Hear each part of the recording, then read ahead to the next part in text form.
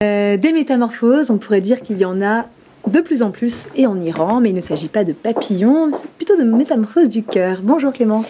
Bonjour Anne-Laurence. Effectivement, je voulais vous parler de l'Iran. En Iran, on constate qu'il y a une véritable explosion du christianisme et c'est un vrai paradoxe parce que sur place, l'Église est vraiment menacée en quelque part. Beaucoup de chrétiens, de leaders chrétiens sont emprisonnés. Et un conférencier, Merad Fatih, a expliqué en 3 points très simples qu'est-ce qui serait à l'origine de l'explosion du christianisme. Alors le premier point, il s'agit de problèmes sociaux. On remarque par exemple l'augmentation du chômage, de la prostitution, et donc tout cela crée quelque part un désenchantement des Iraniens. Le deuxième point serait les prières ferventes, parce que ce conférencier est chrétien et donc il croit dans la puissance de la prière. Ensuite, le troisième point, c'est des apparitions de rêves, de visions. Beaucoup de musulmans vivent en fait ces rêves. Et je voulais justement vous proposer d'écouter ce qui s'est passé dans une famille où la fille devenue chrétienne a été battue par son père parce qu'elle refusait un mariage forcé. I heard the story of a daughter who came to Christ, a student. J'ai entendu l'histoire d'une jeune fille qui est venue à Christ en tant qu'étudiant. First, he was not taken seriously by her family. Et d'abord, elle n'a pas été prise au sérieux par sa famille.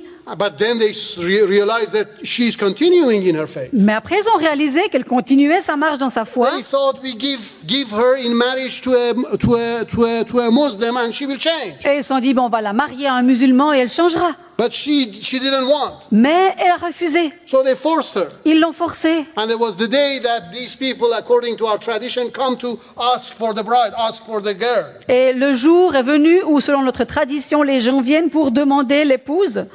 And before the father and the family, she said, "No, I cannot marry you." Et devant le père et toute la famille, elle a dit non, je ne peux pas vous marier. And it was so bad, for her father. Il se sentait tellement mal pour son père. So it was like his reputation got damaged. Bien sûr qu'elle salissait sa réputation. So when the person who had come for this girl went. Donc, quand les gens qui étaient venus pour prendre cette épouse sont repartis, the dad was so angry, he took out his belt. Le père était tellement en colère qu'il a pris sa ceinture. And he started beating the girl. Et il a commencé à battre sa fille. I said, I will kill you if you don't change your religion, if you don't come back to Islam. Il a dit, si tu changes pas ta religion et tu ne reviens pas à l'islam, je te tuerai. And as he was beating up the girl, et alors qu'il battait sa fille, suddenly he fell down. Tout d'un coup, il est tombé, il s'est écroulé. He got sick. Il est tombé malade. And he started shouting, "Have mercy on me, have mercy on me." Et il commence à crier, pitié de moi, pitié de moi. The daughter got worried.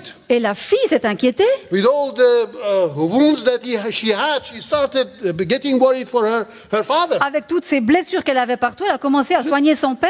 Dad, what is happening to you? What's wrong? Mais papa, qu'est-ce qui se passe? Qu'est-ce qui va pas? He says, please forgive me. I didn't know. Et il disait, mais s'il te plaît, pardonne-moi. Je ne savais pas. Oh, why? What is happening to you? Mais quoi? Qu'est-ce qui t'arrive? He said that I see Jesus standing behind you. Et il a dit, mais je vois Jésus debout derrière toi. And as I was beating you, I realized that I was beating Jesus. Et alors que je te tapais, je voyais que je fouettais Jésus. And he had stretched his hand and said, "Why are you beating me?" Et Jésus a étendu sa main et m'a dit, mais pourquoi est-ce que tu me bats? Please pray to Jesus that he would forgive me. S'il te plaît, prie Jésus pour qu'il me pardonne. And this man is now a believer. Et cet homme est maintenant un chrétien. Believer, un chrétien secret, bien sûr. L'histoire parle elle-même. Merci Clémence.